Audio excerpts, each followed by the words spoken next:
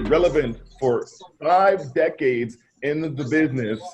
187 number one, of course, Jamaica Hit Parade songs, a Grammy Award winning top Billboard selling artist, 21 albums deep, not including the compilations, the undisputed king of the dance hall. We welcome Beenie Man to FEVA TV. Beenie, good afternoon. How you doing? Blessings, man. How are you doing? Listen, everything is good. And you know, you'd think that with a resume as long as that, Grammy Award wins, you know what I mean? 21 albums, not including the compilations deep, you would think that you'd be slowing down, but it seems like 2020 is just a start. Yeah, man, there's no slowing down a man that wants to do what he's doing. So right. It's like you're going to take away a man's feet and tell him to stop walking. Right. Right. Right. So it's crazy.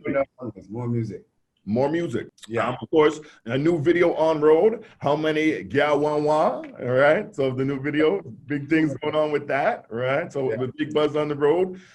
You guys broke the internet this year. The internet was broken with Versus. You and of course Born to Killer. And we know that there's a little controversy going on with that. But before we bring it up to the time, let's go back. Can we take it back a little bit? So the first time I heard of Beenie Man, of course, the 10-year-old DJ, the invincible Beenie Man, the 10-year-old DJ. And so here's my first question. The album came out when you were 10 years old, which means how young were you when you started? That's kind of crazy to me. Okay. I started music professionally at age 5, really. At age 5? Yeah, because music actually gave me a voice because I was born a stammer kid. So we couldn't form no sentence plus a word. Right. So I get to realize when we do sing, the word flow better. If I'm in the school and the teacher give me a book to read and I'm going to read, it's going to take a lot of time. So what I do, I sing the stories. So I usually read like Mary of a Little Lamb or Jack and Jill went up the hill to catch a pail of water. When you sing those things, it flows better than when I'm talking. So continue to start do music till I start to speed rap till I actually can speak. So at age 5 now, I start to put rhymes together. I really start in my yard. Master Blaster was a sound system that in my yard was owned by my uncle, Sidney Wolf.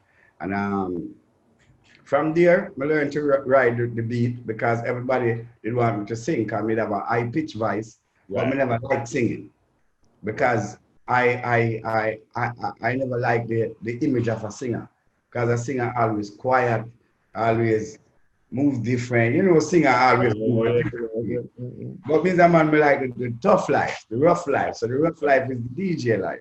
Right. So as a kid, I know artists like Jimmy Cliff. I know artists like Ras Michael and the Sound of Negros. I know artists like, oh God, Ijam and Levi. So all of these artists are singers.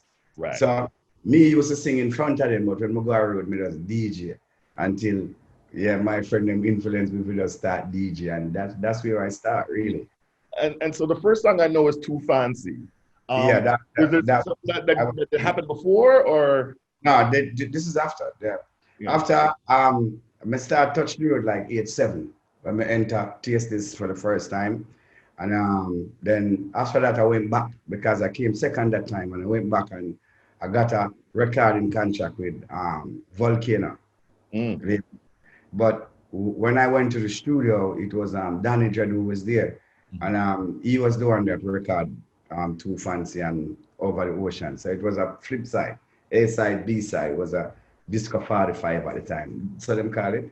Yes. Yeah. Disco 45 at the time that released. After that, I met Bunny Lee by King Jammy Studio. I actually recorded the album there. Because Jammy Studio was just starting out. Like, them have one government house. Like, them have them 2-bedroom house where them building in Jamaica from in the 50s. So them give it to the people, them will lose them house and them thing. They said, Jammies did have one of those. And that's where the Jammies, King Jammies studio start from that house. And then recording there, the album release. then you know the thing got life changed because I am a child star, but afterward you becomes 12 and 13 and 15 and your voice changed. Right, right. Yeah. So the thing really, the thing really jumped off when your voice started to change. Talk Yeah. about so how was the family life? How did your mom adjust to that? Like a 7-year-old, you're supposed to go to school and you know what I mean? Like, so how did that, what was that, how that dynamic like? Mom, me do all of that, you know, me do the school thing I did. Right. Because to be a kid with your moms in your life is not an easy thing to music and all of that together. But my mother never know say me actually a DJ until she saw me on TV. It was that what they call it, Where It's At. There was a big show used to be in Jamaica uh, on Saturdays on JDC TV. This long before TVJ. Yes. So you'd have this big show called Where It's At with this guy called Alfonso and this guy called Baldwin. He was the MC. Right. So I went on that to perform the Two Fancy song and Over the Ocean, and that's where my moms really know that I am the man where everybody are talking about. So I mean, I'm not saying you kept it a secret, but how did you manage? Because it was you were getting airplay, right? So before you hit TV, TV, but you see, my mother now she's a Christian. Right. She don't listen to Barry G and them people. Oh, Barry, she never listened to Barry G. No, she listened to. It's Barry G who first played your record. Barry G, yeah. Yes. I heard it was a Friday. I heard that you knew. Yeah, I was coming from school, and then at the bus and him play the song. I come off at the wrong bus stop because my head starts swell big. You know it go, you hear it time, you hear the song first time by the radio. Oh, it's crazy. That is crazy. So you're riding on the bus, on the school bus, and you hear Barry G, the big DJ, Barry G. Yeah, and him calling me, and you know, this one, when I drop this one, the world is gonna be rocking, and drop it, and wow. That is crazy. And so it was nerve-wracking. That is mad. And so we prefaced it earlier. We said that it was literally 5 decades of relevance. It's not like you were around or alive. It's 5 decades of relevance that is really just, again, building more and more momentum as we go along. So let me ask you this. So late 80s, you're going into the early 90s now. 90s is my favorite time in dancehall, right? Do you have a favorite album like of yours? Do you have a favorite album that, I know it's gonna be tough because there's a lot to choose from, but I'm going somewhere with this. I do. Yeah. I do have a favorite album of mine. Yeah. Which one is it? Many Moves of Moses. Many Moves of Moses. Right. Yeah. Was the music, the process of recording, like what that makes that your favorite? What was it that? Oh no, man! This is because I make the album. Okay. So you produce the whole thing. I produce the whole thing. Okay. Nice. We opened up we call it the internet. And we were saying, if you got the opportunity to talk to the king, undisputed of the dancehall, Beenie Man, what would you ask him? What would you want to know? Now, one of the things we asked, and overwhelmingly, a lot of people's favorite album, all right, was Maestro, right? From the cover, y'all pulls up with the, with the liquid Maestro. Album, Maestro is nice because the album was actually made by me, Tony Kelly. So we choose all the songs them and everything. Because you see, we have management, but our management is not producer. So we tell them what kind of song we need for make, and then go find the musician them and bring in the musician them and we sit down in the studio and make the music. So Maestro is one of my favorite albums too, because this is when the music started to change. Right, exactly, yes. Yeah, so this is when we start changing my style. This is when I decide, say, I'm going to put on my locks totally, completely. And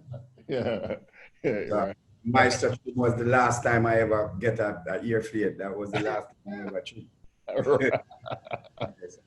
And sometimes they talk about the Gallum Sugar and Blackboard and Yaya and Gallum Weir and Romy, and it was big song after big song. The dancehall they locked down them times. Like if it was and them time I was introducing a different type of dancer style. Like I used to mix the opera with the dancer. Yes. And this is why the album called The Maestro. We don't wanna Juby. Yeah, see the girl them man, yeah. See the girl them man, yeah. See the girl them man, yeah. Who'll be able lover could know me you want tease. Just drink a Guinness and me smoke some weed. 3 legs me a but one stop short and knees. Lie down on the bed and girl prepare for breach. Bikini ya when you give to the knees. Ex-girl now want none, that's why she leave. Give her talking to me friend named Steve. 13 girl him have a coffee me. 12 bikini ya where him have their teeth. I fit tell the youth man fi try take feed. Yes you can't reach to me speed. Sing, see the girl them man, yeah. See the girl them man, yeah. And sometimes, like, if you're playing, you're in the dance now, you're in the dance hall, and every third song is a Beenie song. Every rhythm that plays, you don't play the Beenie or the big thing on the rhythm, right? Yeah. At the time, we used to have what 3 songs and 4 songs on one beat because slam. We'd have like 3 songs on that. We'd have if a girl smell around, just she find out say nothing not go on. But the same rhythm, we'd have loving is a thing where everybody want get. Some can perform so. We have 3 number 1 on that one beat. Right. On the one rhythm. Yeah. We have world dance and who seek knowledge get them wisdom increase. Never believe in other devil. Before me put the chip with 6 in my head. I sing. Love Jah and live for 80 men die. And teach us what the Pope and Nancy say So we talk about a discography, a catalog that is unparalleled. And again, growing up in the 80s and the 90s, even though we did rate the singers, of course, but it was the DJs that ran, especially the dancehall. Right. So we think about singers like Wayne Wonder. Yeah. That was outstanding. Yeah. In the 90s. Yeah. You have Sanchez. Yeah. Pinchas. Yeah. You have a few singers who were there which is outstanding and still there, holding them own. Right. Yes. Yeah. And so the DJ thing that we really did, what we were really on was when the Clash thing really started. So like we think about Papa San and Yellow Man. Fast forward a little bit, and of course for us, we did Love the Hype with Ninja Man and Shabba, right? That was big. But I'm gonna tell you something. Ninja Man and everybody, no Ninja Man and Shabba. Ninja Man and everybody. Ninja Man and everybody.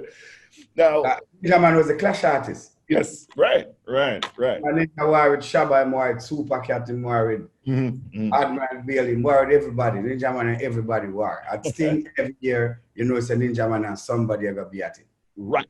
Ninja Man and everybody. Everybody else was a challenger.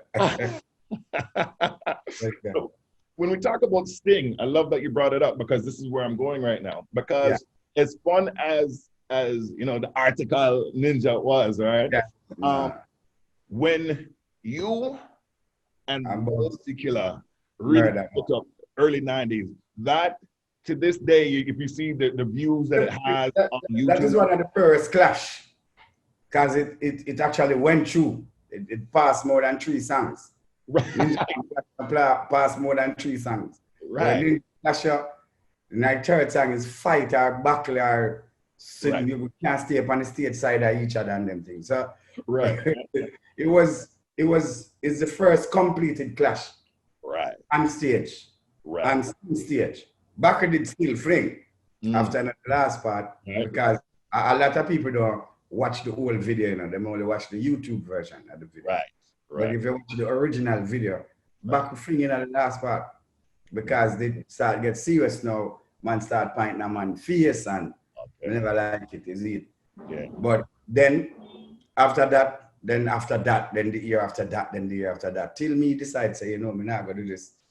I am not gonna be that guy. That guy. Knowing as the man who always go up on stage, go war, and no, I want to be the international dancehall superstar that I am today. So I focus my mind to that, and Wicked Slam drop, then Murderer drop, then after that, the rest is history. It's gone clear.